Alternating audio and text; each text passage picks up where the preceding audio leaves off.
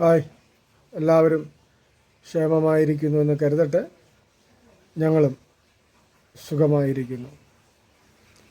2025 നാം ഓരോരുത്തരുടെയും ജീവിതത്തിൽ അനുഗ്രഹമായി തീരണമെന്നുണ്ടെങ്കിൽ പ്രധാനമായും ഒരു ദൈവ പൈതൽ ചെയ്യേണ്ട ഒരു കാര്യം, യഹോവയുടെ ദൃഷ്ടി ആണ്ടിൻ്റെ ആരംഭം മുതൽ അവസാനം വരെ നിന്റെ മേൽ നിലനിൽക്കണമെന്നുണ്ടെങ്കിൽ നീ പൂർണ്ണ ഹൃദയത്തോടും പൂർണ്ണ മനസ്സോടും കൂടെ യഹോവയെ സേവിക്കണം. അങ്ങനെ സേവിക്കുവാൻ നീ തയ്യാറായാൽ യഹോവ നിന്റെ ഭവനത്തിനകത്ത് ഒരു ശൂന്യതയും വരുത്താതെ വണ്ണം, കർത്താവ് നിനക്കൊരു കുറവും വരുത്താതെ വണ്ണം കാക്കുവാനിടയായിത്തീരും.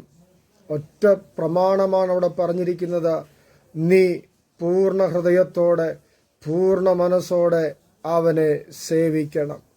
അങ്ങനെ സേവിച്ചാൽ നിന്റെ ജീവിതത്തിൽ ഒരു നന്മയ്ക്കും കുറവ് വരികയില്ല എന്നാണ് തിരുവചനം നമ്മെ പഠിപ്പിക്കുന്നത്.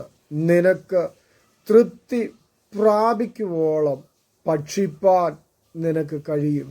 അങ്ങനെയെങ്കിൽ ഈ 2025 ഓരോ ദൈവ മക്കൾക്കും അനുഗ്രഹത്തിൻ്റെയും ആശ്വാസത്തിൻ്റെയും വർഷമായി തീരട്ടെ എന്ന് ആശംസിക്കുന്നു. God bless you all.